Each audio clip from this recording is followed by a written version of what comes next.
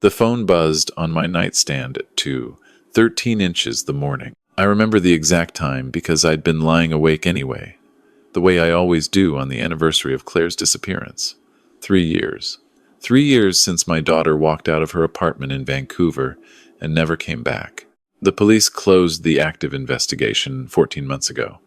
They used words like inconclusive and insufficient evidence and unlikely to be found. I used different words, mostly alone in my kitchen in Kelowna, mostly after midnight. I reached for the phone without thinking. The screen showed a number I didn't recognize. A Vancouver area code, 604. I answered. Dad. The voice was barely a whisper. Female. Young. Dad, don't open the door for anyone tonight. Please. Don't open it for anyone, no matter what they say. My chest stopped working. That voice, I hadn't heard it in 3 years. But a father doesn't forget. A father carries that voice in the walls of his chest like a second heartbeat. I sat up so fast I knocked my reading glasses off the nightstand. Claire? I said. Claire, is that... The line went dead. I sat in the dark for a long time, the phone trembling in my hand. Outside, the Okanagan night was perfectly still. No wind, the kind of silence that feels like it's waiting for something. My name is Walter Drummond. I'm 63 years old. I taught high school history for 31 years at Kelowna Secondary, retired 4 years ago, and I have spent the last 3 years becoming a person I don't entirely recognize. Quieter, harder around the edges. My wife Margaret passed from cancer 6 years back, and then Claire disappeared, and somewhere in the gap between those two losses, I stopped being the man who coached junior hockey on weekends and started being the man who checks the missing persons database every morning before coffee. Claire was 31 when she vanished. She worked in digital marketing at a firm in downtown Vancouver. She was sharp, funny, a little stubborn. She got that from me, Margaret always said. She had her mother's eyes, dark brown and very steady. The kind of eyes that made you feel like she was always thinking 3 moves ahead. She had no enemies. That was what I kept telling the police. She had no enemies, no debt, no history of mental illness, no reason to disappear. She went to work on a Tuesday in October, had lunch with a colleague named Diane, sent me a text at 4:47 p.m. that said, "Coming home for Thanksgiving? Already thinking about your stuffing, lol." And then she was gone. Her car was found at a Park Plus lot near Granville Street. Her phone was never recovered. Her bank account showed one withdrawal $400 from a machine in Gastown at 6:22 that evening. After that, nothing. I sat in the dark after that call for nearly an hour. Then I got up, made coffee, and started writing down everything I remembered about the voice.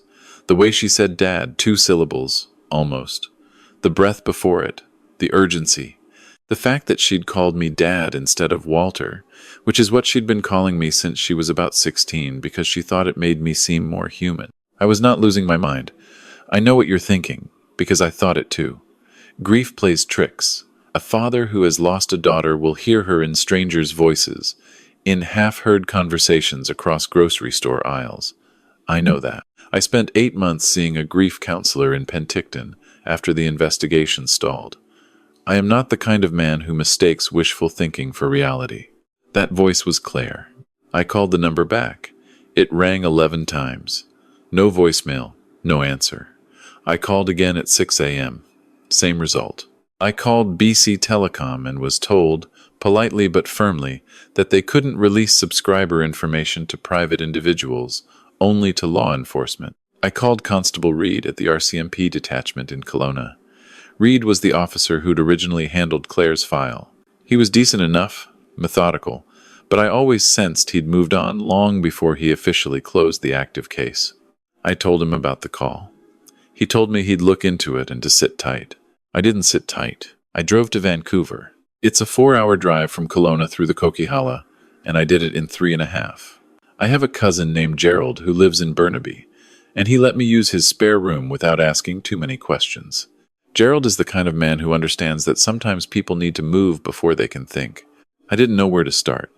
I started with Diane. Diane Kowalski had been Claire's closest friend at the marketing firm. I'd met her twice, once at a work Christmas party Claire had brought me to, and once at Margaret's funeral, where she stood near the back and cried quietly in the way that people do when they want to be respectful about not being family.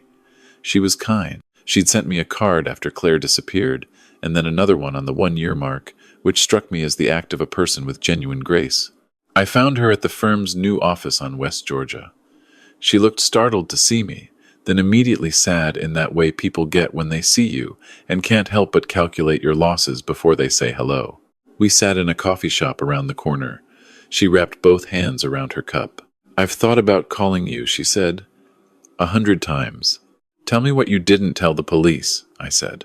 She looked at the table. A long moment passed. "There was a man," she said finally. Claire had been seeing him for about 4 months before she disappeared. She never told me his full name. She called him R, just the letter. She said he'd asked her to keep it quiet for a while because things were complicated with his family. Diane looked up. "I know how that sounds." I knew how it sounded, too.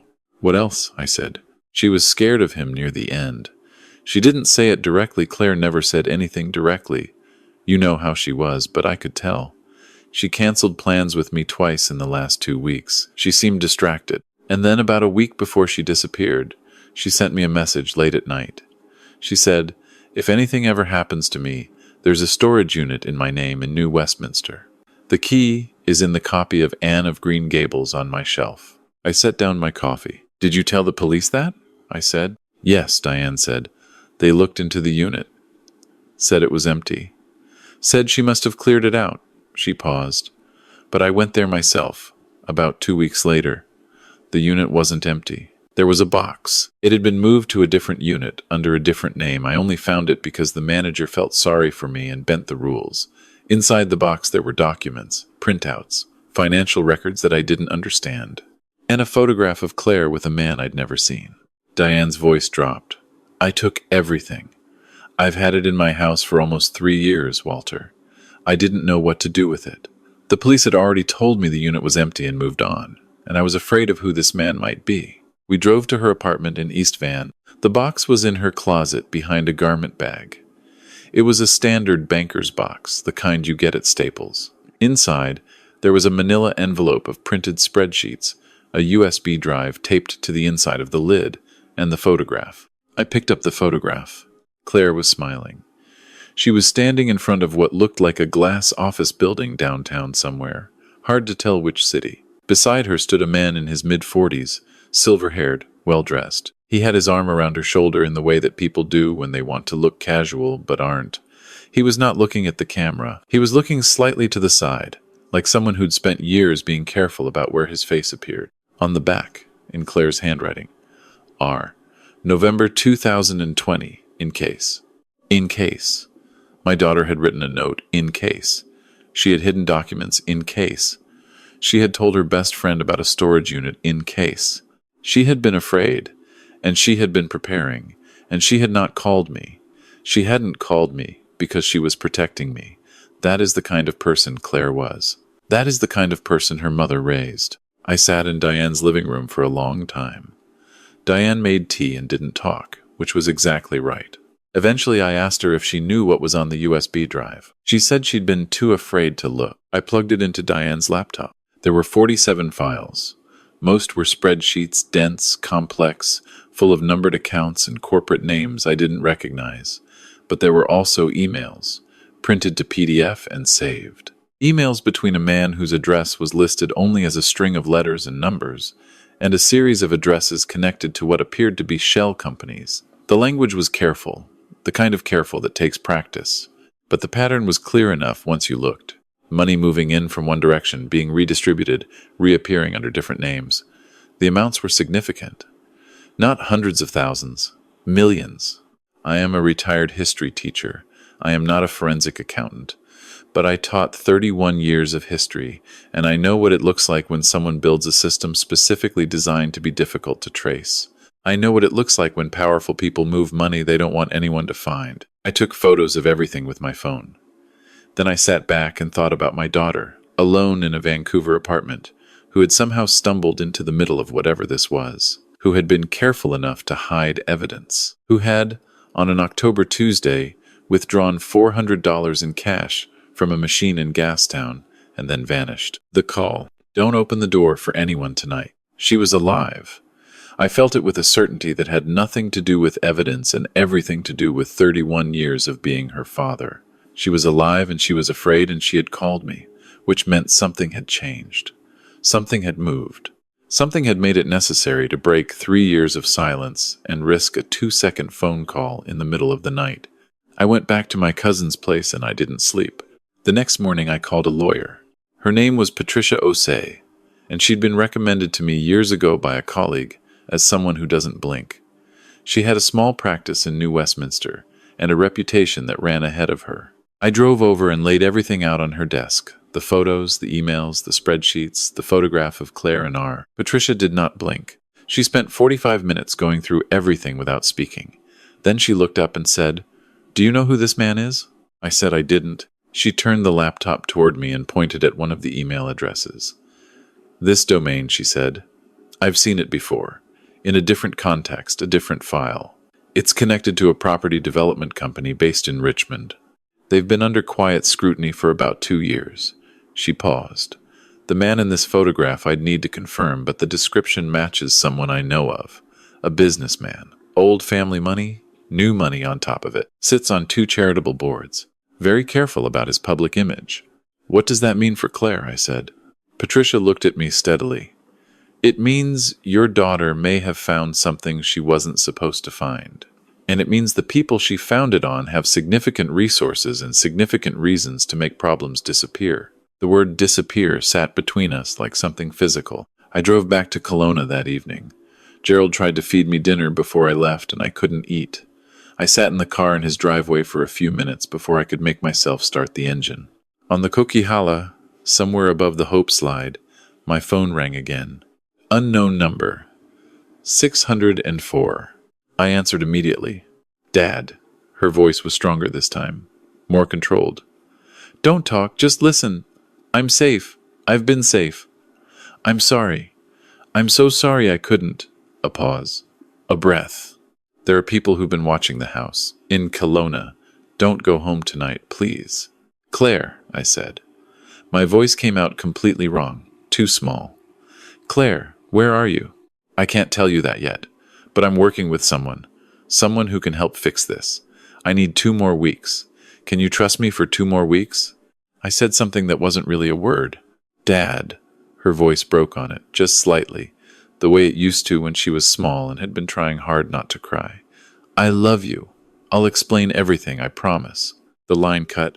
I pulled over at the Coldwater rest stop and sat with both hands on the steering wheel for a long time. A transport truck went past and the whole car shuddered. Then I called Patricia Osei and told her what had happened. Patricia was quiet for a moment. Then she said, "I've been making some calls of my own since you left.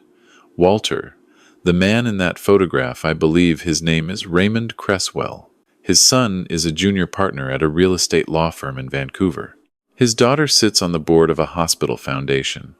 He has been building a wall of respectability around himself for 20 years. And the money?"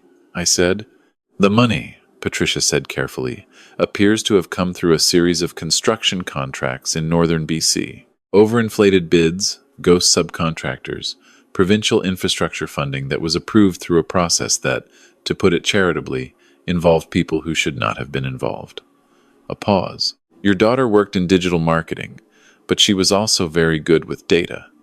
Her firm had a contract with one of Cresswell's companies, a legitimate one, or meant to appear that way. I think she found something in the data she was working with and understood what it meant." I thought about Claire at 16, sitting at our kitchen table with a spreadsheet she'd built to track her summer job earnings, explaining compound interest to me with the patient condescension of someone who has just discovered that adults are not as competent as advertised. I stayed at a motel in Merritt that night. I did not go home. 14 days. I stayed with Gerald. I met with Patricia 3 more times. I gave copies of everything to a journalist. Patricia knew a woman named Susan at a paper I'll leave unnamed for now, who spent a week and a half verifying what we had. I gave a full statement to an RCMP Financial Crimes Unit officer in Vancouver, a serious woman named Sergeant Fontaine, who listened to everything I said without expression, and then said, "Mr. Drummond, we've been looking at some of these accounts for 8 months. What you've brought us fills in a significant gap. On the 15th day, at 7:42 the morning, someone knocked on Gerald's door. I opened it. She was thinner than I remembered. Her hair was shorter, dark circles under her eyes, wearing a raincoat that wasn't hers. She looked like someone who had been living carefully for 3 years, measuring every movement, every word, every moment. She looked exhausted in a way that went down to the bone. She also looked exactly like her mother. I don't remember moving. I just remember that we were standing in Gerald's doorway, and she was in my arms, and I had my face in her hair, and I was saying her name over and over like it was the only word I had left, which at that moment it was. We stood there for a long time. Gerald, to his credit, disappeared entirely. She had been in Montreal, a friend of a friend's apartment, someone with no connection to Vancouver or Kelowna or anything in Claire's old life. She had taken the cash withdrawal to buy a bus ticket east, paid for everything in cash for 3 years, worked remotely under a different name doing data work for a small firm that didn't ask many questions. She had been in contact with a retired RCMP officer she'd found through an advocacy group for people in witness-adjacent situations, a man named Douglas, who had been quietly helping her build a case from a distance, the same case we had been building from the other direction. She had called me on the anniversary of her disappearance every year, she told me. She had dialed and hung up before it connected. Every year, because she was afraid the number was being monitored. This year, something had changed. Douglas had confirmed that Cresswell's surveillance on the Kelowna address had been pulled back, that the operation was becoming unstable, that the moment had arrived. Raymond Cresswell was arrested on a Thursday in late November. His son was arrested the following Monday. The charges were extensive, and I will not detail them all here, but they included fraud over $5,000, significantly over breach of trust, and conspiracy. The story ran in 4 outlets. Patricia sent me a link to the CBC piece. I read it sitting at my own kitchen table in Kelowna, drinking coffee from my own coffee maker, which felt like an extraordinary luxury. Claire is in Kelowna now. She has a rental house 3 kilometers from mine. She is seeing a therapist, a good one, and so am I. We have dinner together on Sundays. She has started running again. She used to run half marathons before, and sometimes I drive out to the end of her route and meet her with coffee, the way I used to when she was training in university. She told me one of those Sunday evenings that the hardest part wasn't the hiding. The hardest part was Thanksgiving. Every year, in whatever apartment or room she was living in, she would think about stuffing. My stuffing. Specifically a recipe Margaret developed over 20 years, which I had spent the last 6 years trying to replicate with about 80% success.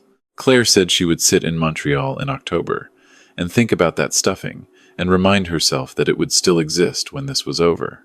I told her I would make it every Sunday until I got it right. I told her she had 30 or 40 more years to help me figure out what's missing. She laughed. It sounded like her mother. It sounded like the answer to something I'd been asking for a very long time. I am 63 years old, and I have learned some things the hard way about patience and about fear, and about what happens when powerful people decide that the rules do not apply to them.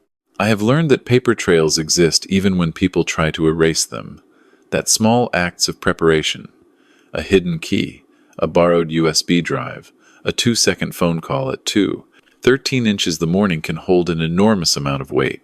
I have learned that love is not a passive thing. It is not something that waits in a house in Kelowna and hopes. It gets in a car. It drives through the mountains.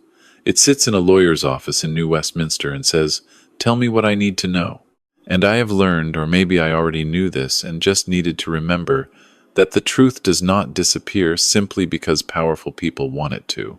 It waits. Sometimes in a banker's box at the back of a closet.